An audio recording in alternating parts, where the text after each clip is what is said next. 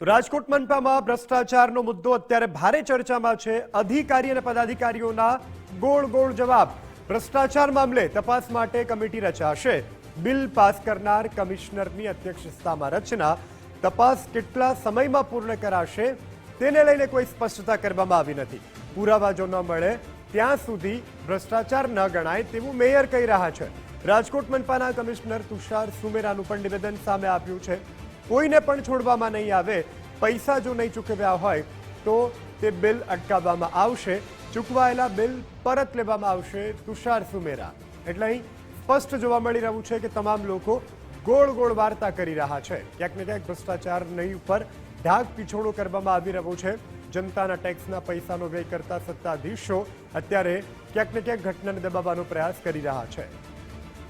હવે જે કંઈ વિષય છે કે જંગલેશ્વરનું ડિમોલિશન થયું, આપ સૌના માધ્યમથી ઘણું બધું એમાં છેલ્લા લગભગ 5-1 દિવસથી ચર્ચામાં રહ્યું છે। આ વસ્તુની ગંભીરતા રાજકોટ મહાનગરપાલિકા વતી અમે સૌ લોકોએ લીધી છે, અમારા પક્ષે પણ લીધી છે અને એકદમ પારદર્શી વહીવટ માટે અમે અત્યારે ચાલી રહ્યા છીએ। આ જ કોલને ધ્યાનમાં રાખીને મેં મેયર તરીકે કમિશનરશ્રીને સંપૂર્ણ રીતે લેખિતમાં જણાવ્યું છે કે આપ સક્ષમ અધિકારીઓની એક સમિતિ બનાવો અને આ સમિતિ અમને તલસ્પર્શી અને વિસ્તૃત રિપોર્ટ આપે।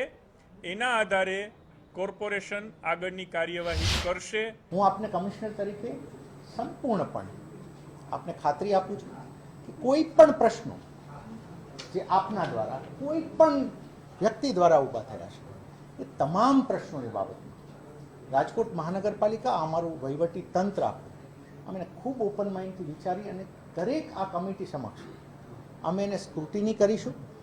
આ સ્ક્રુટિનીની અંદર પણ આપને ફરીથી જણાવીએ છીએ કે public money when it is use right point ઉપર યુઝ થયું ઓકે, પણ જ્યાં એ મનીનો અમને દુરુપયોગ લાગશે, અમને એવું લાગશે ત્યાં અમે પેમેન્ટ નહીં પણ કરીએ અને કર્યા હશે તો પણ એની બાબતમાં એક્શન લઈશું।